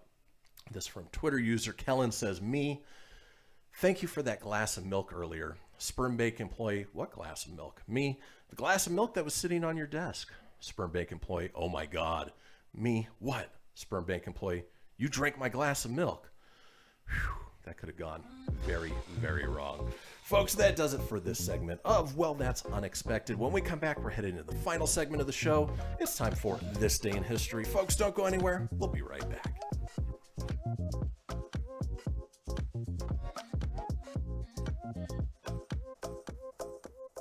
This is Mario Andretti. You know me as a race car driver, but I'm also a Meals on Wheels volunteer. I've raced against the sport's biggest personalities, but I've never met more vibrant, amazing people than the seniors served by Meals on Wheels. You can make a difference by dropping off a hot meal and saying a quick hello. So, America, let's do lunch. Volunteer your lunch break at americaletsdolunch.org. This message brought to you by Meals on Wheels America and the Ad Council. People been saying to your friend, get a different face, and posting on their feed, they're super ugly. The things they say to them online are cruel and they're not true. So tell your friend, I'll stand up for you. Don't worry, I know what to do. Know someone being bullied online? You can be a witness and make a difference by letting the world know it isn't cool and by letting your friend know you care. Learn more at eyewitnessbullying.org. Brought to you by the Ad Council. Hope you enjoyed your meal. And I just want to say, he's lucky to have a brother like you. Lucky? Caring for my brother is far from easy. But he's a part of me, like my arms and legs, so I'll be his. No time for tired. Nothing can disable this love. He needs me, but I'm the lucky one, even though I need help now and then. If you're caring for a loved one, visit aarp.org/caregiving for care guides and community. Support for your strength. Brought to you by AARP and the Ad Council. Allison is perfect. I mean, she'd never tell you that. She's humble and perfect. She likes everyone. She even likes her untidy roommate's weird guinea pig. Allison, wait, are you texting and driving? Allison, no. That's the exact opposite of what I was just saying about you. Why, Allison? Why? Texting and driving makes good people look bad. Visit StopTextStopWrecks.org. Brought to you by the National Highway Traffic Safety Administration and the Ad Council. I'm Paul George of the Indiana Pacers. When I was 6, my days were spent playing basketball. When I was 6, my dream was to make it to the NBA. When I was 6, my mom had a stroke. So I want you to learn to spot a stroke fast. F-A-S-T. F, face drooping. A, arm weakness. S, speech difficulty. T, time to call 911. I'm Paul George. Spot a stroke fast. Visit strokeassociation.org. Brought to you by the American Stroke Association and the Ad Council. My name is Lola Silvestri, and I'm going to be 95 this year. I was very independent. I fell, and I had to have Meals on Wheels. America, let's do lunch. 1 in 6 seniors faces the threat of hunger, and millions more live in isolation. Drop off a hot meal and say a quick hello. Volunteer for Meals on Wheels by donating your lunch break at americaletsdolunch.org. This message brought to you by Meals on Wheels America and the Ad Council. You're listening to Fenix Media, the future of broadcasting. Explore more great shows at phoenixmedia.us.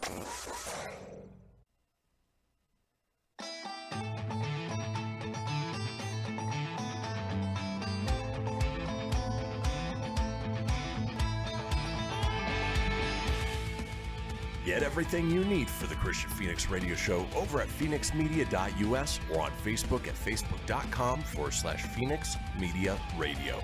Now back to the show. Well, folks, we did it. We made it to the final segment of this episode of the Kristian Fenix radio show. It is Wednesday, January 6th. Now, if you missed a portion of the show or you want to catch up on any of the previous shows, it's easy enough to do so.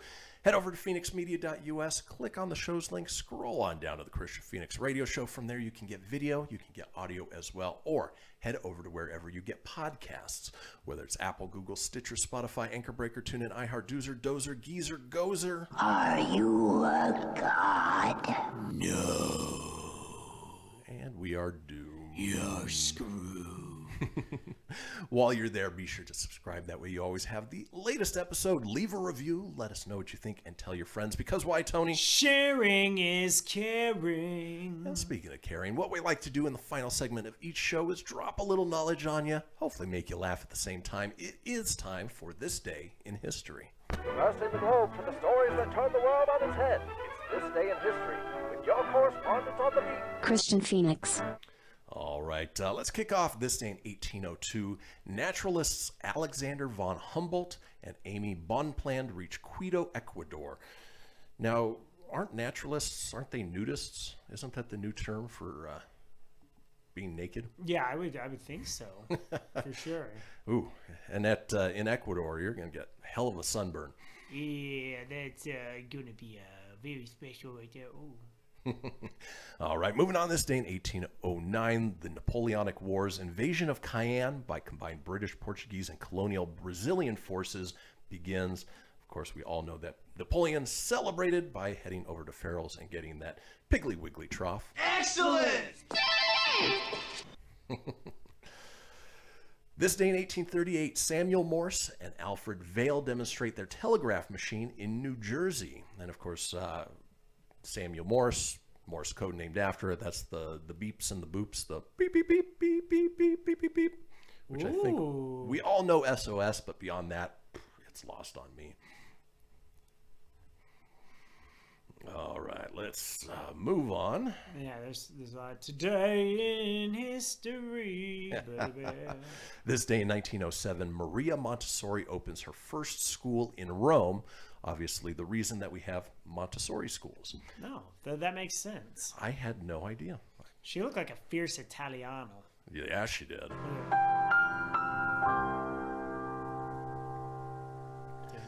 This day in 1912, geophysicist and meteorologist Alfred Wegener presents his controversial theory of continental drift in a lecture at the Geological Association at the Senckenberg Museum in Frankfurt. Of course, continental drift is the theory that the continents are drifting apart and that they all stemmed from the supercontinent Pangaea. Remember learning about that in school? Yeah, I do actually. All right, let's move on this day. Wegener. I'm glad you said that. See, it's that German in you. Because I would have said Wegener. Yeah, I would have flipped it. Yeah, Weggy.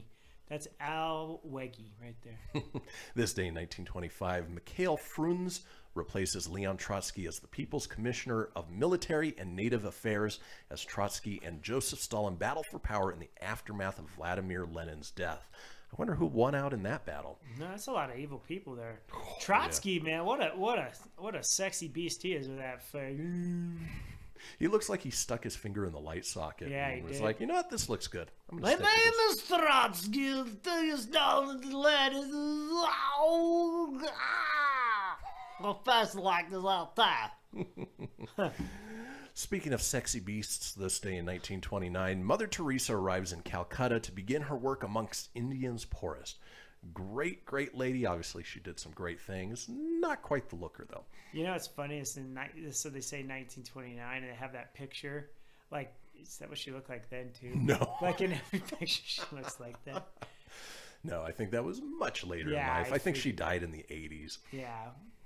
All right, let's move on. This day in 1931, Thomas Edison submits his last patent application. Of course, it doesn't say what it's for, but I would assume by 1931 he was pretty old at that point. Yeah, well, kudos to him. Him and Tesla, I mean, just all of those great inventors back then. Fantastic. Absolutely. And of course, it's the reason we've got most of the things we have today, including that very bright LED light that's shining in my eyeballs. Yeah. Dr. Emmett Brown, one of my favorite scientists. Great Scott! Marty! This day in 1933, we talked about him yesterday. Of course, this is where the two lovers met. Well, one day later, Clyde Barrow kills Tarrant County Deputy Sheriff Malcolm Davies after walking into a trap set for another criminal. And of course, he looks like a 15-year-old boy, not quite the hardened gangster that you would expect. No, he looks like Alpha from the Little Rascals. Yeah, Picture, yeah. Totally. Of course, it's cut off at the top, so you don't see the little thing sticking out the top. Ding! Oh, Alpha! Dorla! This day in 1938, a bronze memorial statue of explorer Henry Hudson is erected in the Bronx. Of course, Hudson, known for the Hudson River, which is the most disgusting river in probably the world. It's pretty gross. I don't know if you've... I've seen it. I've been to New York. But yeah, I hear there's a lot of things in the Hudson. Yes, there are. Yeah, and good old, I like Ernie Hudson, He's that forgotten member of the Ghostbusters. This day in 1957, get your impression ready, Tony. Elvis Presley makes his 7th and final appearance on the Ed Sullivan Show. My guess is that was slightly heavy rhinestone cowboy Elvis Presley. Thank you very much. Not bad, not bad. Honka, burn, love there, Ed. This day in 1967, the Milton Berle Show last airs on ABC TV. Milton Berle, probably one of the famous early stand-up comedians, and is also known for a gigantic member. Ooh! I was going to say, in that picture, he's either proud of that member or he just lit a stinky-ass fart in the room, and it's like, wasn't me. I swear it wasn't. Oh, no. He's proud of that member. Oh, yeah. All right, this day in 1969, nice, the Supremes release I'm Living in Shame. Supreme's one of your favorite bands, Tony? No, totally, yeah. Living in shame in the summer of 69. This day in 1971. So it's no secret how much I hate Bob Dylan. I'd say right close to Bob Dylan, so close would be Neil Young. Neil Young returns to his homeland of Canada for his first concert there since his pre-stardom days. I can't stand Neil Young as a singer. Oh, the hatred.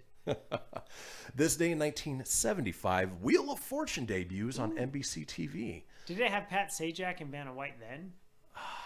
I know they were big in the 80s. They were big in the 80s, and they still look the same. They've had so much plastic surgery that I think after the show's over, they just stick them back in their cryogenic chamber and then let them out again. I'm not trying to be a ferv here, but as a young boy, I discovered a Playboy with Vanna White on the cover. Ooh. Oh, dude. Vanna White. Hello, nurse! I ain't trying to be a ferv, I'm just saying. This day in 1976, Ted Turner purchases the Atlanta Braves for a reported $12 million, which is pretty cheap for a baseball team. I was going to say, yeah, that's pretty damn cheap. Like, at the time, that's a lot. The old billionaire Ted working on the Atlanta Braves and World Championship Wrestling. He tried. He tried. Good old Ted. This day in 1994, ice skater Nancy Kerrigan is attacked by Tonya Harding's bodyguard. Why? Of course, we all remember Snot that. bubble. This day in 2010, the 36th People's Choice Awards, Johnny Depp and Sandra Bullock win, and Hugh Laurie and Katherine Heigl win for TV. Are they still doing the People's Choice Awards? No, I could tell you, poor Johnny, oh man, Johnny's in a lot of poop. Like, you're not going to see anything from Mr. Depp for a while. Not for a little while. He's in a nasty, nasty divorce battle. I mean, it is nasty. And then Katherine Heigl, man, she turned out to be a gem, huh? Oh, yeah. What a real treat she was. Wow. And then finally, this day in 2016, Star Wars The Force Awakens breaks the North American box office record, passing $760.5 million. Yeah, it was, I mean, that was exciting. Star Wars was back. The Force Awakens, we didn't know what to expect. And you know what? Didn't hate The Force Awakens. I didn't either. I liked it. I really did. Yes, it was a recycled New Hope, but it was very enjoyable. It was. And then finally, before we close out the show, we like to run down some of today's holidays. And of course, this is the point where I would start talking and Tony would interrupt. For instance, today is Apple Tree Day. Yeah, get your apple tree on. Of course, good luck growing apples in the middle of winter. It is Bean Day. Yep, that's why we talked about Mr. Bean today on the show. Ironically enough. Yep. It is Cuddle Up Day. Ooh. So go ahead, cuddle up. Any girls want to cuddle? It is Epiphany Day. It's a good day for an epiphany. Oddly, National Take a Poet to Lunch Day. Good luck finding a poet. Well, I hope my dad's a poet because I'm going to lunch with my dad today. Ooh. Maybe he's a poet and he doesn't I'm even know. going to ask him. I guarantee he's going to give me a weird look. That was pretty terrible on my part. It is National Shortbread Day. It is National Technology Day. National Take Down the Christmas Tree Day. Probably a good idea. And World Day for War Orphans. So get yourself a war orphan and then join us tomorrow for a brand new episode where we explore Florida's penis and the strange things that happen down there. Florida man. War orphans. Folks, have a wonderful Wednesday. Adios.